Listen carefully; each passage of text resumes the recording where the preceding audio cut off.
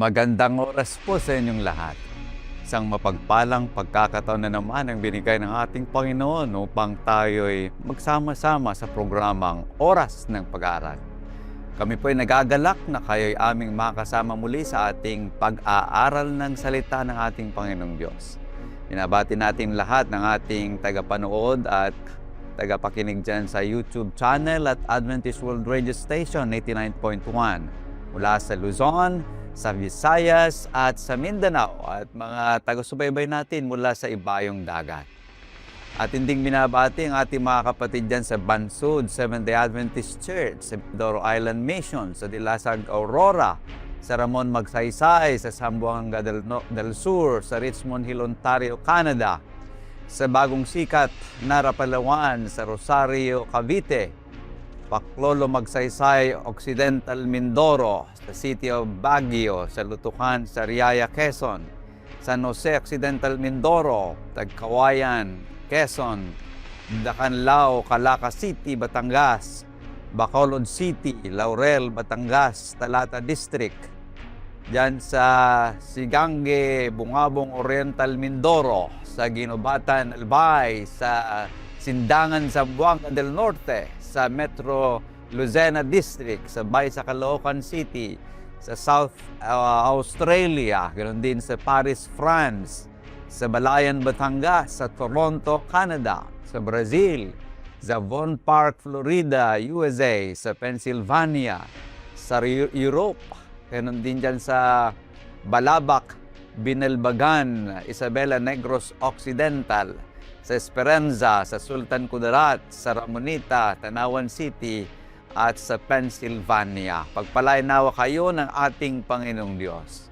Sa programang ito, sama-sama nating bubuksan ng salita ng Diyos at pag-aralan natin ang mahalagang aral na makakatulong sa ating pananampalataya at pamumuhay.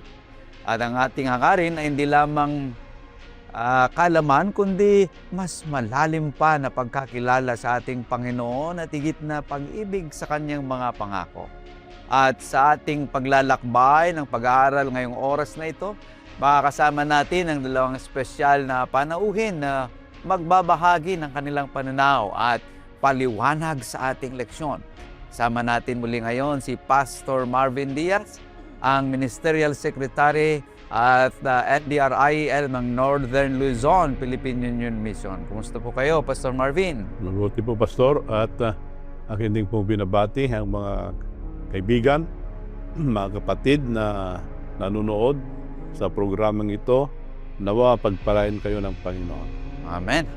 At syempre kasama din natin si Pastor Eddie Marbalido, ang Sabbath School Personal Ministries and NDRIEL Director ng Northeast Luzon Mission. Kumusta kayo, Pastor Eddie Mar? Maraming salamat po. Muli ay makakasama namin po kayo sa isang pag-aaral. Maginigiliw na kapatid, ang aming pong hangarin ay mayroong kaugnayan sa pagpapalago ng ating pananampalataya at patuloy po tayong susubaybay sa ating programa. Amen. Tayo ngayon ay nasa third quarter sa taong 2026 sa ating pag-aaral na may pamagat una at pangalawang Korinto. At tunay na kamanghamanghang patuloy nating paglalakbay sa mas malalim na pagkaunawa sa mga banal na kasulatan. Ngayon tayo maghanda at sabay-sabay nating simulan ang ating pag-aaral ng leksyon. Inikahit ko kayong lahat na ilabas na ang inyong Biblia at sumunod sa ating pagbulay-bulay ng ginintong salita ng ating Panginoong Diyos. At upang tayo'y gabayan ng Espiritu Santo, tayo po muna ay manalangin. Hilin natin si Pastor Marvin na pangunahan tayo sa panalangin. Tayo po ay manalangin. Dakilang Diyos, aming pong pag-aaralan ng iyong mga banal na salita. Makiusap po kayo sa amin sa pamamagitan ng banal na Espiritu. At ang aming mga mapag-aaralan, magbigay ito ng kalakasan sa aming pananampalataya. Maraming pong salamat sa pagdinig sa aming panalangin sa pangalan ni Jesus. Amen. Amen. Tayo po ay nasa panglima na bahagi na ng ating leksyon sa third quarter na ito na may pamagat lahat sa kaluwalhati ng Diyos. Malugod ko kayong tinatanggap sa isa na namang makabuluhang yugto ng ating sama-samang paglago sa salita ng Diyos dito sa oras ng pag-aaral. At ang ating talatang sasauluhin ay matatagpuan sa unang Korinto, Kabanata 10, talatang 31.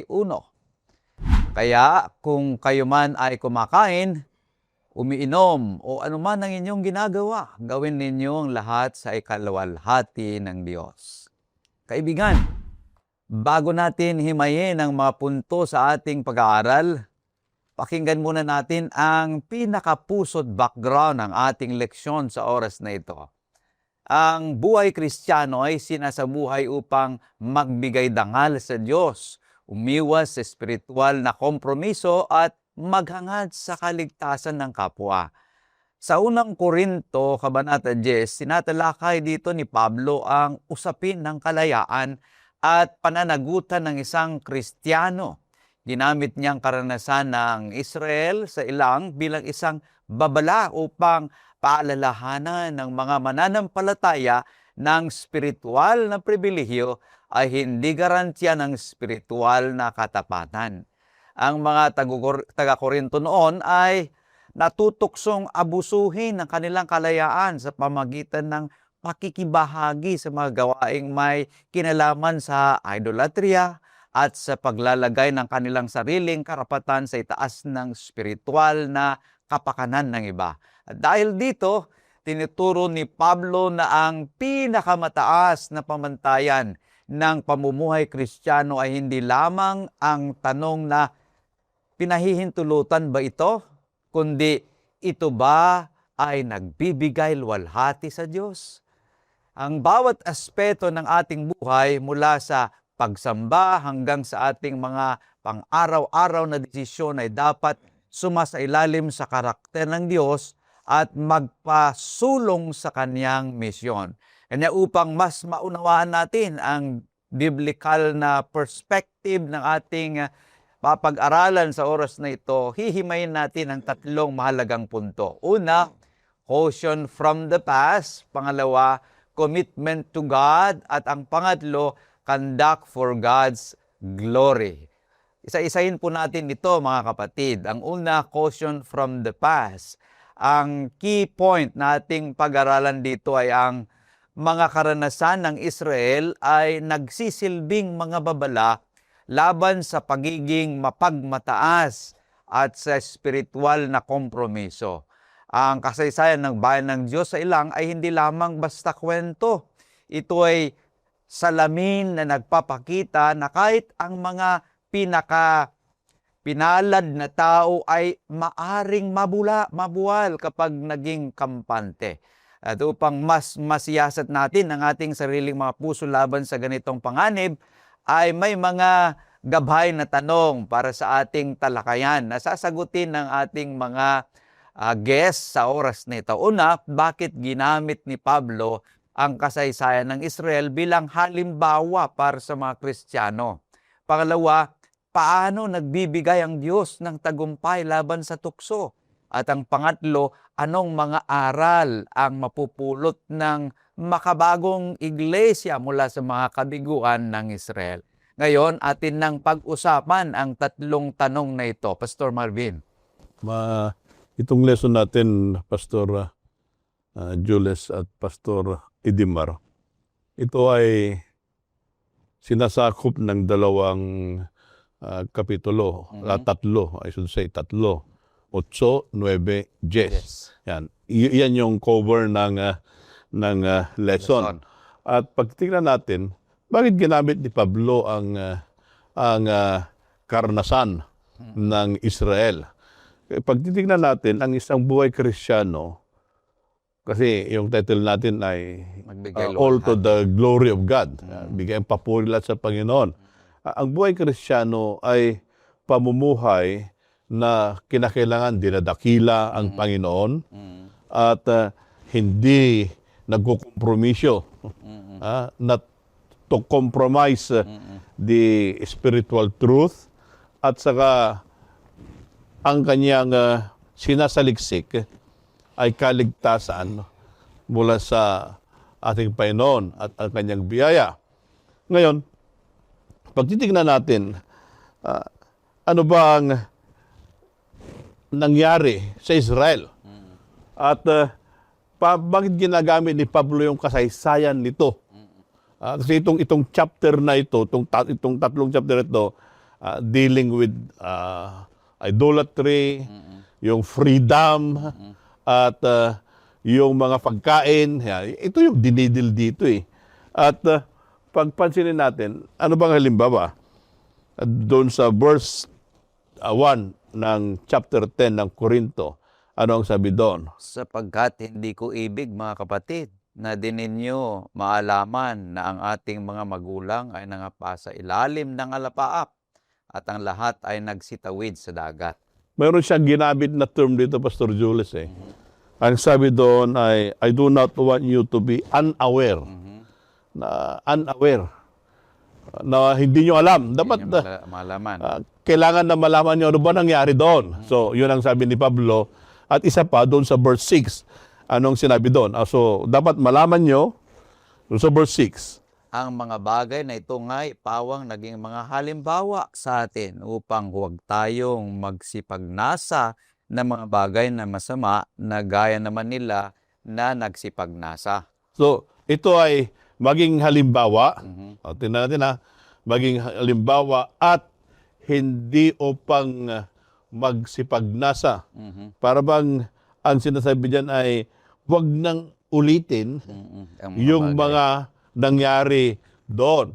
So, bilang isang manampalataya pala, ginamit pala ni Pablo yung example ng mga Israel para sa ganon, huwag tularan yung mga pitfalls nila.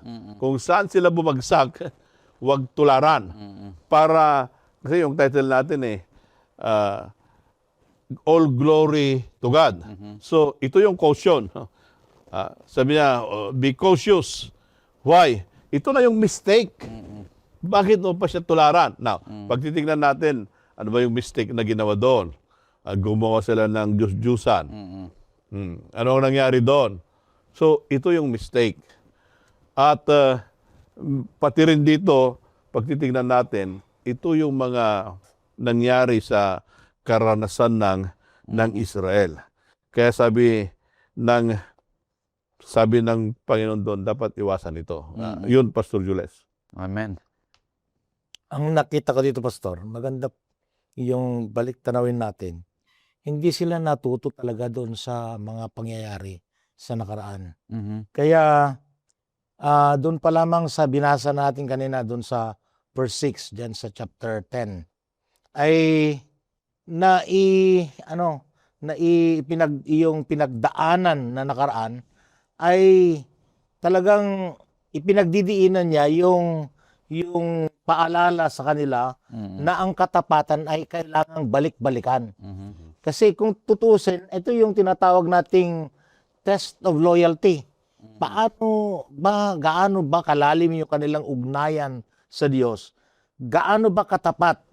Ang problema dito, nagsisiman sila pero bagaman may pagsisisi, pero nagawa na. Doon sa nakaraan, ang pulot dulo nito, naging ang larawan ng Israelita ay doon sa example na ginamit ni Pablo, ay hindi ito, kumbaga, garantiya na yung kalayaan sa kanila ay talagang hindi nila na-exercise ng tuluyan. Kasi naging abusive pa yung dating, yung karanasan na nangyari sa kanila. Kaya sabi dito na ang karanasan sa buhay espiritual ay katumbas ito yung pananampalataya sa Diyos. Kanya ipinagdidiinan nito na bagaman marami tayong mga pribilehiyong ginagawa, pero nagkukulang, nagkakasala pa rin sa maling paniniwala at higit sa lahat yung pagsunod. Kaya yun yung isa sa mga dahilan kung bakit sila hindi natuto doon sa nakaraan. Meron na ngayong babala. Kaya nga sabi may warning.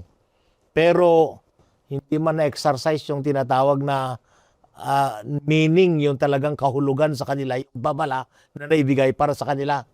Kaya maging sa paraan ng ganito ay muli ibinabalik ni Pablo na ang karanasan dun sa mga Israelita ay kailangang matuto na ang mga tao maging sa ating panahon ngayon, Pastor. Kaya, in addition, Pastor Jules, Pastor Dimar, yung warning nito ay yung bang warning against presumption and presumption and spiritual compromise. Yan yung warning dyan doon eh. Ano ba yung inilista na kasalanan na dapat nating matutunan? Nandito sa verse 7, verse 8 at saka verse 10. Ano sabi ng Pastor Jules? Huwag din naman kayong mapagsamba sa mga Diyos-Diyosan gaya na yung ilan sa kanila. Ayon sa nasusulat, naupo ang bayan upang magsikain at magsiinom at nagsitindig upang magsipagsayaw. Huwag din naman tayong makiapid na gaya ng ilan sa kanila na nangakiapid at ang nangabuwal ng isang araw ay 23,000. Huwag din kayong mga bulong-bulungan na gaya ng ilan sa kanila na nangagbulong-bulungan at nangapahamak sa pamagitan ng mga mangwawasak. So, pag isay natin doon, Pastor Jules at Pastor Dimar, ang ano doon ay they are idolaters. Idolatry. Yan yung kanila, yan yung una na Kasalanan. that we need to learn from the experience Mistakes. of Israel. Ang nangyari doon, wala na nga sila sa Ehipto. Gusto pa nila balikan yung gawain ng Ehipto. Kaya anong ginawa nila doon? Gumawa sila ng Diyos-Diyosan. No, ganon din minsan sa buhay Kristiyano, wala na nga tayo sa Ehipto, going to the land of promise. Minsan, ang nangyari sa buhay natin, gusto natin bumalik doon sa Ehipto. Maraming pa ring mga Diyos-Diyosan.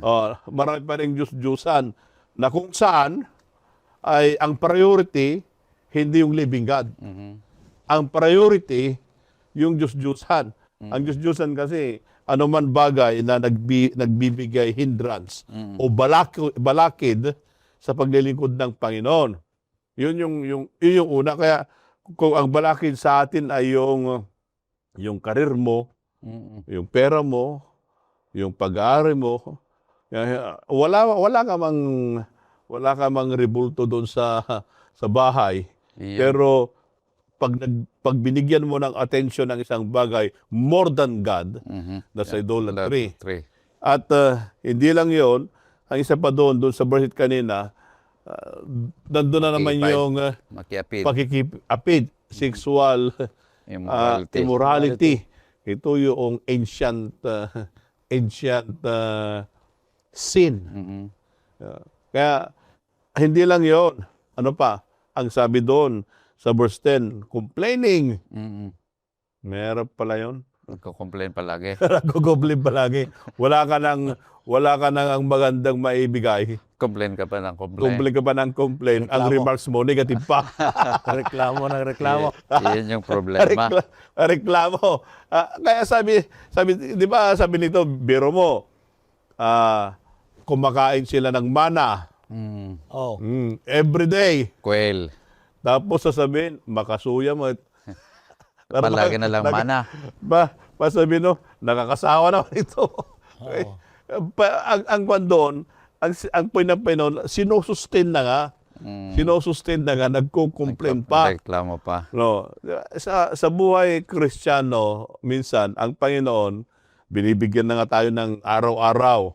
Binibigyan ka ng buhay, binibigyan ka ng kailangan mo. Minsan, nagko-complain pa. Para bang hindi tayo makontento. Yan. Ito yung, kaya sabi doon, be cautious. Be cautious. Ito yung, bakit ginamit ni Pablo yung kasaysayan ng Israel para ibigay sa atin na ito yung ginawa nila. Ito yung example. Then, why you are repeating again? Di ba? Yun ang pangyayari doon. Kaya, ito, paano naman kayo ito yung nangyari yon, paano, how to escape? Kayong pangalawang tanong doon ay, paano mo escape ang tukso? Ito naman, if you are being tempted doon sa idolatry, doon sa sexual immorality, doon sa complaining, hindi naman kasalanan yan pag hindi ka nag-give in eh. Ay.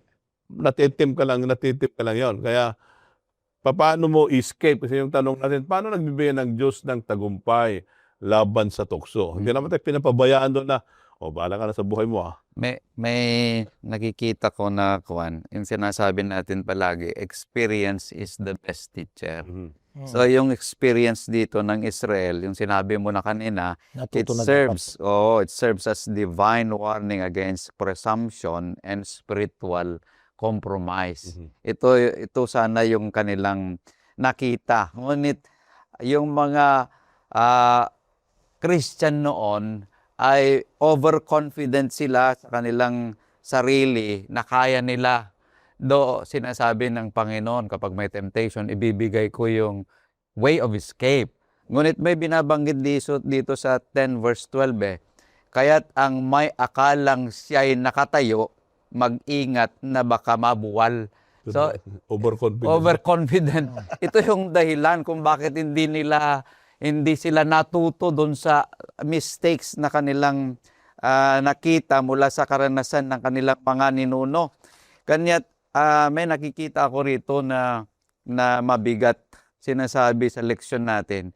Sinning against grace today is far more serious because we have Israel's history and the Corinthians' history as our explicit warning. So, kapag nagkasala ka pa ng mga ganitong bagay ngayon, ang sabi ay more serious. More serious. Kanya dapat matuto na tayo sa mga bagay na ating nakikita at napapag-aralan mula sa karanasan ng ating mga ninuno. Kaya kinakailangan po na Pastor Jules na pag na-experience mo yung faithfulness ng Panginoon, yung blessing niya, then the more na we remain faithful. Kaya para sa ganun, yung mga karanasan na sa buhay, bilang isang mananampalataya, ay nagbibigay palagi ng papuri sa Panginoon. Kasi sabi all glory. All glory to God, not glory to yourself. Yes.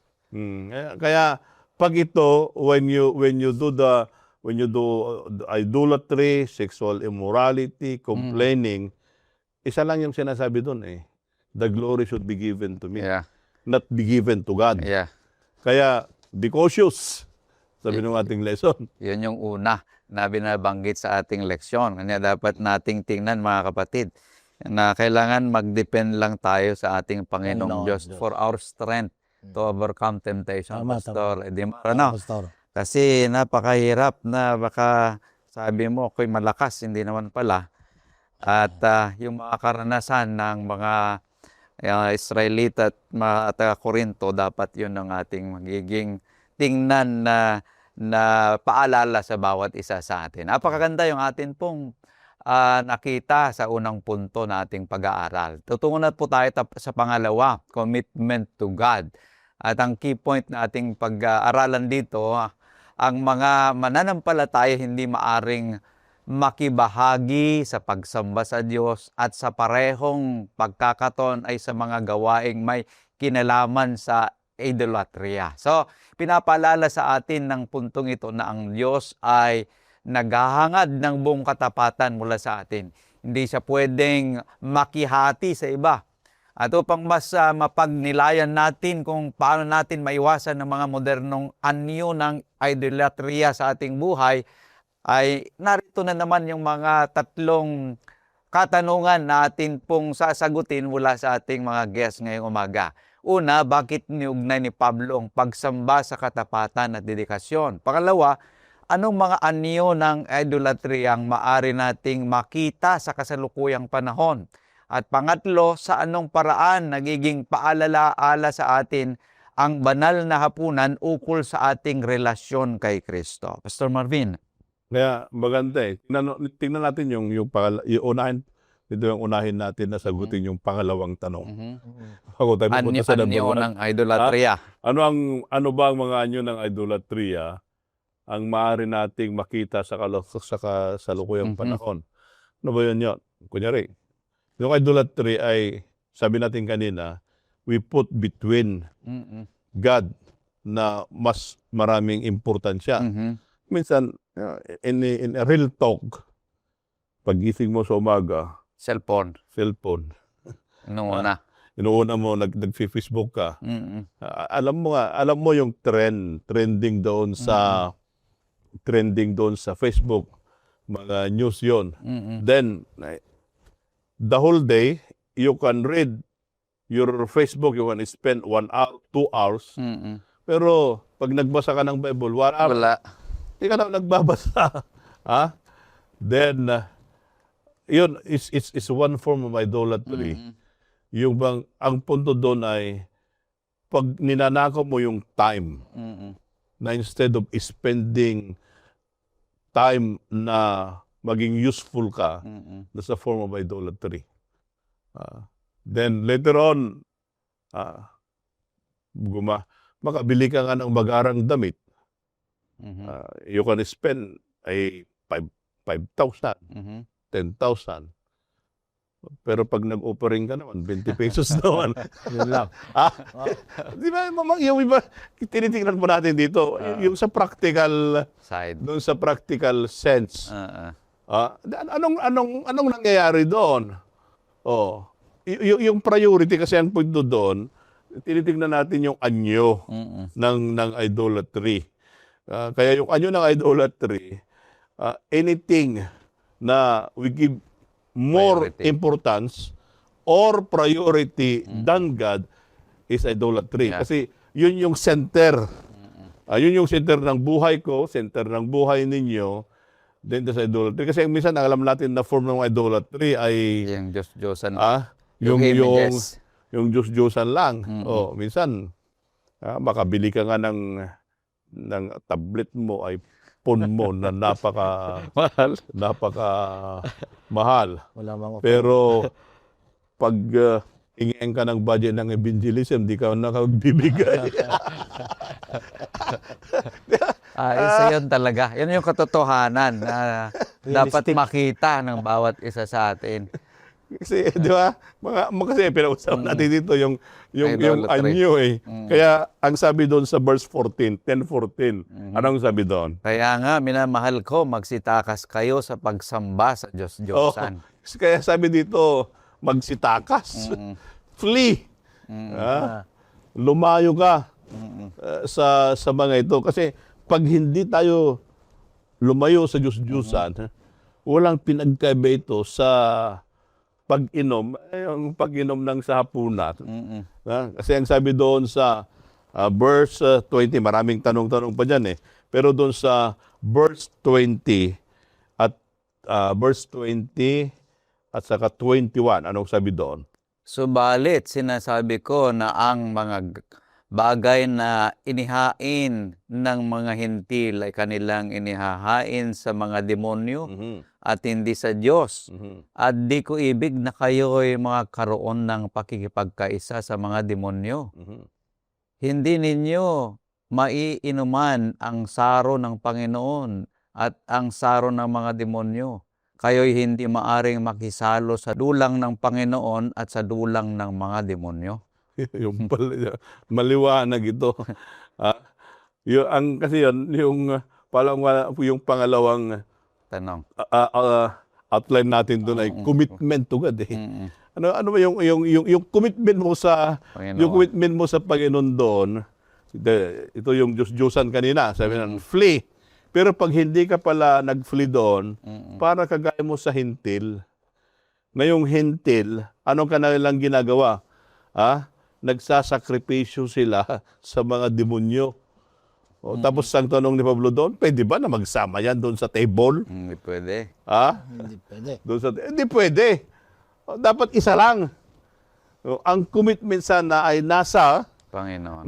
Panginoon. Yan po yung sinasabi dito. Kaya pag yung idolatry ay wala yon, ang equation niyan, kagaya doon sa demonyo. Kaya sabi doon, you flee. Ayan, Pastor Jules. Amen.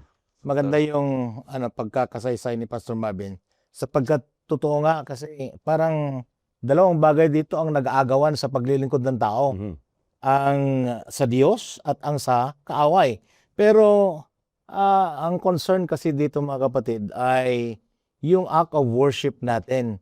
Because in this way, sa pamamagitan ng paraan na ganito ay fellowship is one of yung isang kaparaanan, yung pakikisama at pagsasama ng lahat ng mga tao upang magkaisa sa paglilingkod ng ating Panginoon Diyos. Now, the concern after the fellowship ay yung loyalty naman. Kaya nga, kung sisiyasatin natin kung saan dito yung patutuo at tunay na paglilingkod sa Diyos o kaya sa kaaway, ay makikita natin. Pero ang pulot dulo nito at ang ating kahilingan at kahilingan ng ating Panginoong Diyos, it is exclusively for Him alone.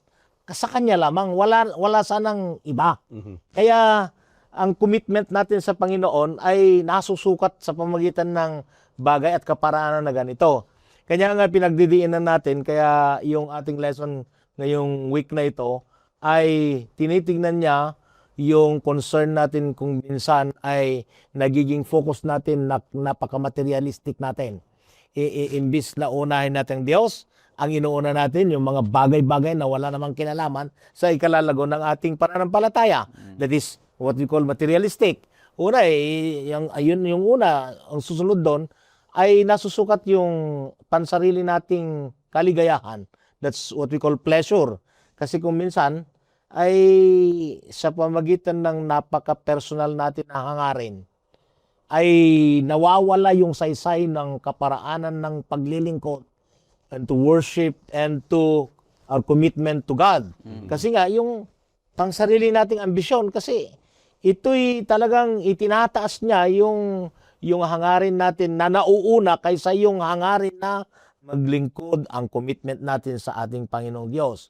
What else? Probably, ito po yung nagdudulot ko minsan, yung power, yung fame, yung parang pagiging tanyag kuminsan, imbis na ang tinatas natin ay ang ating Panginoong Diyos, sa katanyagan, tayo ang nauuna.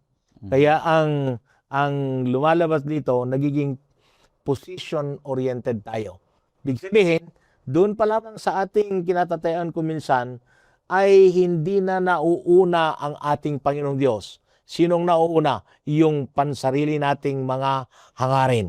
Pastor Jules at Pastor Mabel. Kaya, doon sa school, Pastor Jules, may tinatawag na examination. Pagsusulit ba yan? Sulit. Exam. Ano ba, pag yung tao ay nag-exam, ano bang gusto ng teacher na mangyari? Yun ay i-scrutinize kung mayroon kang natutunan sa subject. Ito, ganun din. Dapat kinakailangan ng self-examination. I-scrutinize mo rin kung may nangyari ang ebanghelyo sa buhay ng isang tao. Kaya kinakailangan yung i-examine. Because pag hindi mo in-examine yung sarili mo, status ko lang palagi, walang mangyayari. Walang nabago. Kaya pag titignan natin, pag in-examine natin yung sarili natin, then mayroon bang nagko-compete yan? Is there a competition between yourself and between God? Yeah, yan ang kuha natin eh. Kaya pag may competition, yung commitment mo sa Panginoon is in question. Kasi nagkukumpit yan eh. Hindi ang Panginoon ang priority. Kaya yun yung tinitignan upang sa ganon ay magkaroon tayo ng wholehearted commitment sa Panginoon. Kaya mga kaibigan, mga kapatid, oftentimes we need to examine yung ating sarili. Kasi if there's something that competes God sa buhay natin, then that's idolatry. Nasisira yung, para bang sa ligawan yan may karibal. Oh. Di ba? So di ba may karibal?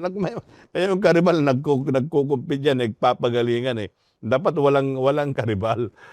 Isa lang, yung commitment lang sa Panginoon. Dito kasi yung ating leksyon ay nakita ni Apostol Pablo na nangyayari sa loob ng iglesia. Yung dual na ginagawa ng mga taga-Korinto, naglilingkod sila sa templo, nagsasamba sa Panginoon. At the same time, ginagawa naman nila yung mga gawain na hindi kanais-nais sa Panginoon. Kanya dito sa ating outline na kailangan yung commitment lamang sa Panginoon kasi hindi pwedeng simultaneous yung mag-participate ka sa worship at saka mag-practice ka ng idolatry at iba pang Tama. mga gawain, iba. Kasi ang gusto ng Panginoon ay siya lamang. Kasi kahit sa 10 utos, sinasabi din doon ng Panginoon, I am a jealous God. So, kung merong iba na that competes our worship to God, ay yun yung mahirap. Kailangan yung sinabi mo na kanina, na i-examine natin yung ating sarili para makita kung meron ba talagang iba na humahadlang sa ating paglilingkod sa Panginoon. At kung meron, di tanggalin natin. Para yun lamang isang devotion sa Panginoong Diyos. Yung wholehearted devotion sa Panginoon. Pero kung minsan, hindi mahirap eh. Kasi kahit pa sa church, yung mga kapatid kong minsan, hindi at is doon sa loob kasi baka may gagasgas sa kanyang sasakyan na nandun sa labas. Pinapabantayan, nahahati tuloy yung isipan niya. Kahit pa yung iba, hindi makaalis sa bahay, baka may magnanakaw. Yun yung mga bagay na kung saan compete sa ating devotion sa ating Panginoong Diyos, na kung saan isa lamang sana yung ating atensyon, yun lamang magbigay luwalhati sa ating Panginoong Diyos. So, napakaganda yung atin pong talakayan sa pangalawang punto. Dadako na po tayo sa panghuling punto ng ating leksyon, conduct for God's glory. At yung ating key point na pag-usapan dito, ang kalayaang Kristiyano ay dapat ginagabayan ng kaluwalhatian ng Diyos at ng spiritual na kapakanan ng iba. So, napakalaking paalaala ng ating kalayaan kay Kristo ay hindi lisensya para gawin ang anumang gusto natin, kundi isang pribilehyo ito para maglingkod at magpatibay sa ating kapwa. At upang mapag-usapan natin ito ng mas maganda ay ating tatalakayin muli ang dalawang tanong. Una, ano ang pagkakaiba sa pagitan ng kung ano ang pinahihintulutan at kung ano ang nakakabuti? Pangalawa, anong ibig sabihin ng paggawa sa lahat ng bagay para sa kaluwalhatian ng Diyos? Sir Marvin. Ganda ito eh. Yung tanong maganda eh. Pag tingnan natin, paano ba tayo na yung conduct? Ano ba yung conduct? Kababalin? Ugali? Tangian, gawain. Tangian yan. So, yung bang conduct natin ay nagbibigay ba ng luwalhati sa Panginoon? Now, tignan natin ating mga gawin. Nagbigay example si Pablo doon sa verse 23, 24 at saka 25 ng chapter 10. Lahat ng mga bagay ay matuwid, ngunit hindi ang lahat ng mga bagay ay nararapat. Lahat ng mga bagay ay matuwid, ngunit hindi ang lahat ng mga bagay ay makapagpapatibay. Huwag hanapin inuman ng sa kaniyang sarili, kundi ang ikabubuti ng kapwa. Lahat ng ipinagbibili sa pamilihan ay kanin ninyo, at huwag kayong magsipagtanong ng anuman dahilan sa budhi. Minsan ito yung ginagamit na na palaging ibinabato eh. Na sabi doon, huwag ka na magtanong. Kung ano nakita mo sa palengke. Maayos yan. Na karne doon. Okay na yan. Okay na yan. Basta tinanggap ng konsensya yan. Oh, yun bang pinag-uusapan? Dito. Yun bang pinag-uusapan dito? Natingnan natin na kung anong pinag-uusapan dito. Sa verse 23, ang sabi ni Pablo doon na yan, all things are lawful for me, but not all things are helpful. All things are lawful to me, but not all things edify. Ayan. Ito yung sinasabi niya eh. Let no one seek his own. Yun yung caution niya. Let no one seek his own, but each one the others will being. Daw sabi niya, titignan mo yung kapakanan ng iyong kapatid. Tapos pumunta na doon sa 25. Nasabi doon, eat whatever is sold in the market. Na, ito yung market dito, na sinasabi dito, ito yung mga walang walang makarimon. Halal. Halal. Walang abominable ito. Doon sa market, makita mo, yun ay pwede lahat yun na bakain. Walang karne ng baboy doon. Ang contention nito ay yung food offered to idol. Yan ang pinag-uusapan dito. Malinis ito. Kaya pag pumunta ka doon sa market, wala kang makita doon na karumal-dumal. Ito ay makain ito nung nandun sa market yon. Siya nga lang, yung mga nandun ay na-offer doon sa idol. Kaya sabi ni Pablo, kung katitisurang ka ng kapatid, wag mo nang gawin kasi yung idol naman pag inoffer ka doon sa idol, mayroong bang mayroong bang mangyayari. Minsan napunta ko doon sa Thailand. Di nakita ko kasi mga Buddhist yung mga nandyan. At the rising of the sun, naglagay sila ng table. Tapos, may mga prutas, manok. Sarap pagkain niya, pero walang karin ng baboy doon. Di, pinapanood ko. Lumuhod sila. Hindi ko alam kung ano yung panalangin niya, pero pinapanood ko. Tapos sabi ko doon sa kasama ko, pagkatapos yan, anong gagawin doon nandun sa mga table? Sabi ko, itatapon yan. Sabi ko, sayang naman. Anong inisip mo? Pwede bang kainin natin? Pwede bang kainin? Kasi hindi naman ako marunong magtay. Yung Pilipino marunong magtay, sinabi kong pwedeng kainin. Masaya pala sila na ipakain, pero nagbigay ng caution, baka may mangyari daw sa akin. Sabi nila, pag may mangyari daw sa'yo, wala silang sasagutin. Sabi ko, wala. Sabi ko, wala. Kasi kain natin. Kung ayaw mong kumain, sabi ko, ayaw mong kumain, akong kakain.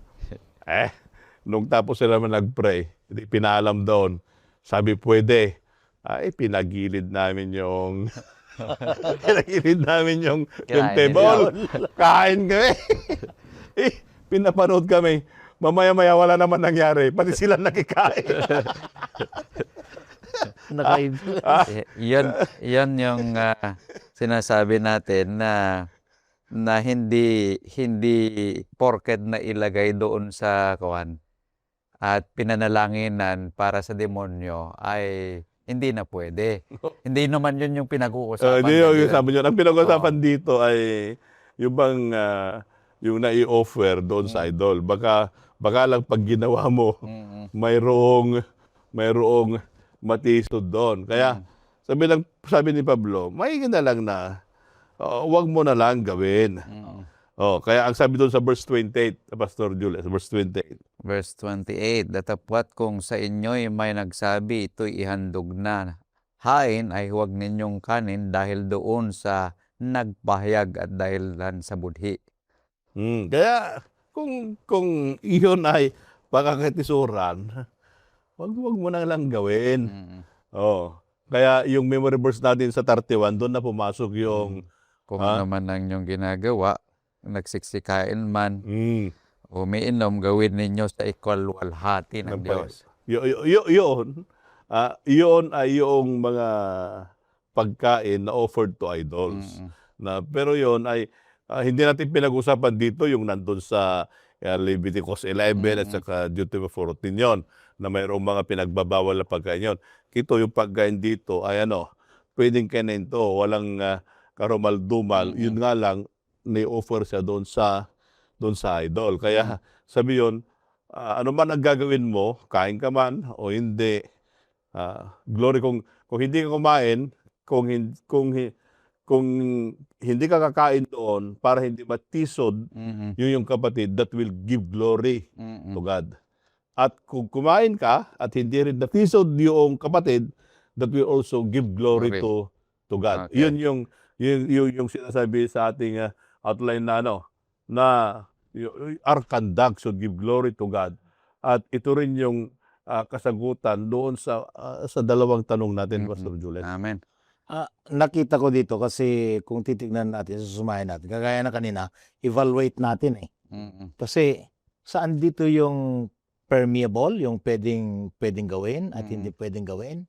Kaya kung titignan natin, if this is all for the glory of God, kung ito'y para sa kalwalatian ng ating Panginoong Diyos, sabi nga doon sa verse 23 kanina yan,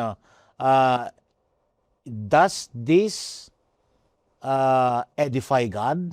Ito ba'y talagang itinataas ang kalwalatian ng ating Panginoong Diyos? Gawin natin pagka yun ang mabuti. Ang sunod doon na tanong, when I'm going to do this, pag gagawin ko ito, does this seek the good for the others? Ito ba'y ikabubuti ng aking kaibigan, ng aking kasama?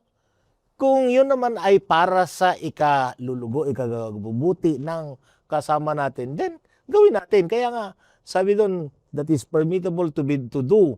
Kasi ito para sa kalwalatian ng ating Panginoong Diyos. Ang sunod doon, kaya sabi niya, does this, when I do this, kapag gagawin ko ba ito, ito'y nagbibigay kalugod-lugod at kalwalatian ng ating Panginoong Diyos. Does this honor the Christ you are serving? Kaya nga maliwanag po ang pagkakasabi. Kasi pagka ang ating sinasaysay dito ay para lamang sa ikaluwalhati ng ating Panginoong Diyos. Ito ba'y napapalakas ang iglesia na nagbibigay kalwalatian ng ating Panginoong Diyos? Gawin natin. Pero pagka ito na may apektado na ang karamihan sa loob ng iglesia, ay siguro naman isipin muna natin.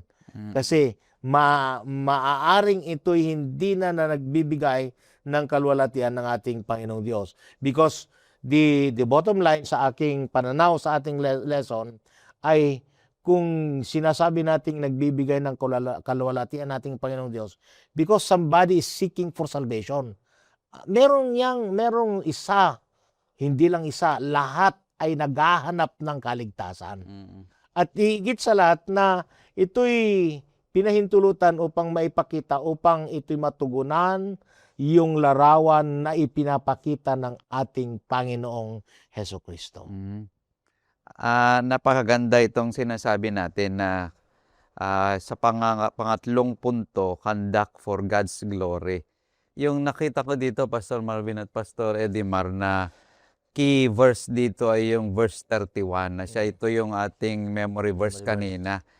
Ito'y palagi natin ginagamit tungkol sa pag tayo pinipresent natin yung pagkain. Pero ang binabanggit ng bagay na ito ay ito yung mga gawi ng bawat isa atin, yung ginagawa, yung kilos natin na kung saan ay pinapatungkol dito yung Christian freedom.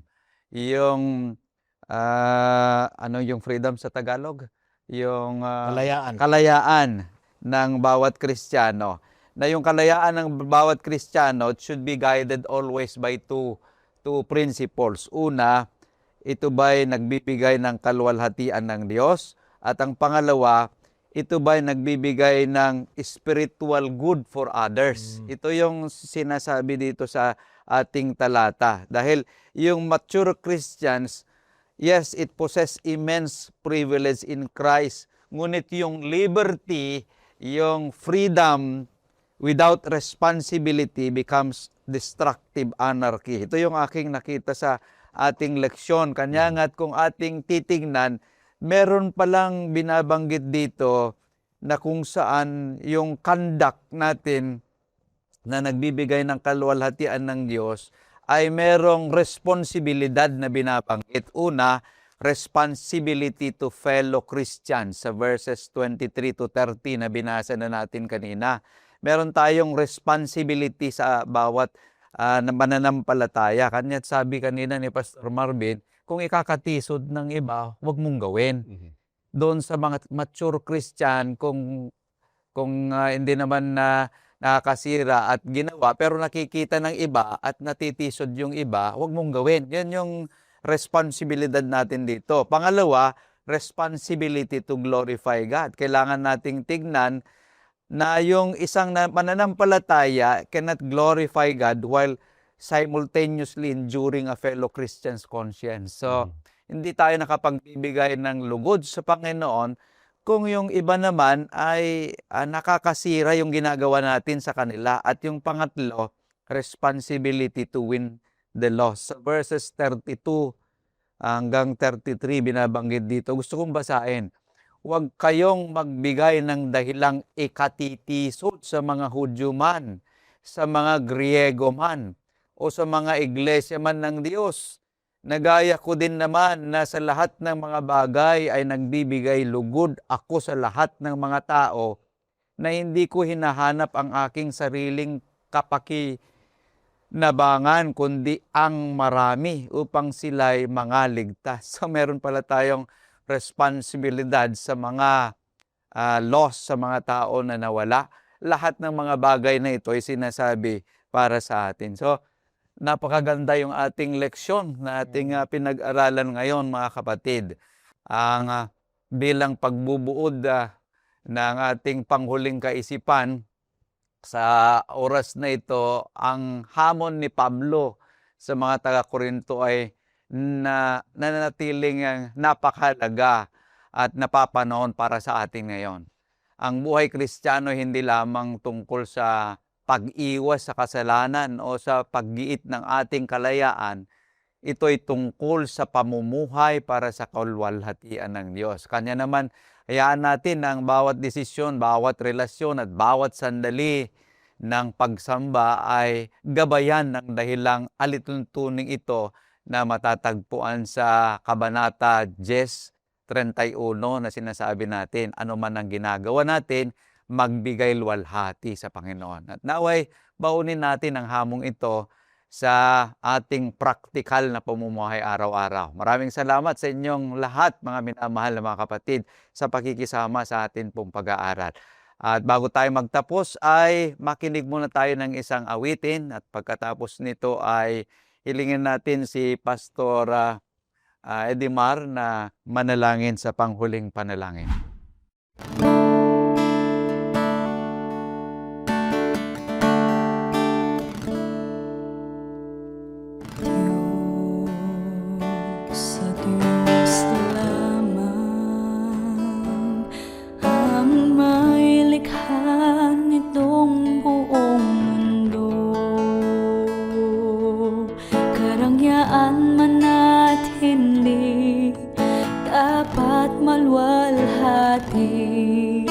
ang Diyos at Diyos lamang. Diyos at Diyos lamang, naghahayag ng katotohanan. Gawain ng mga tao di magpapabago ang Diyos sa nais niya. Diyos at Diyos lamang ang hari ng buong kalawakan. Lahat ng may buhay, papuri alay sa Diyos. Diyos lamang.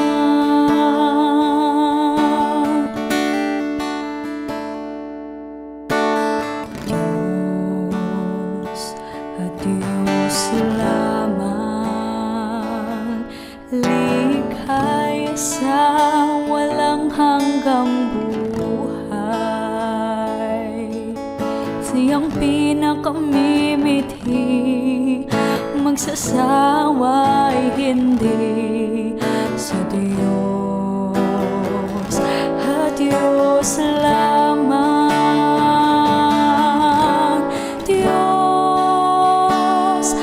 Diyos lamang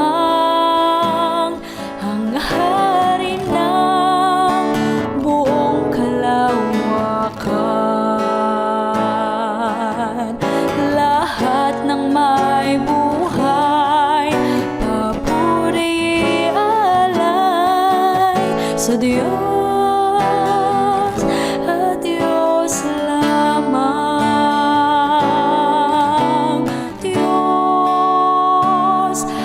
Diyos lamang ang hari ng buong kalawakan. Lahat ng may buhay, papuri alay sa Diyos at Diyos lamang. Sa Diyos at Diyos lamang.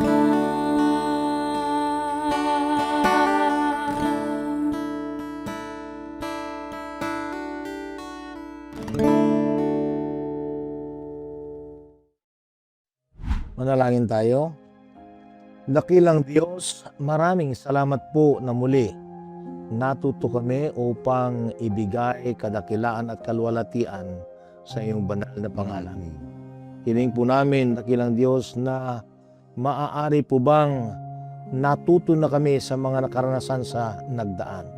At kami patuloy na matututo na may hangarin sa aming mga puso't isipan na magmamana kami ng buhay na walang hanggan. Salamat dakilang Diyos sa patutuo at katotohanan na banal na kasulatan. Ito pong lahat ay aming hiling sa matamis sa pangalan ni Jesus. Amen. Amen. Maraming salamat, kapatid, sa inyong pagkikisama at muli inihikayat namin kayo sa isa na namang edisyon ng ating programang Oras ng Pag-aaral.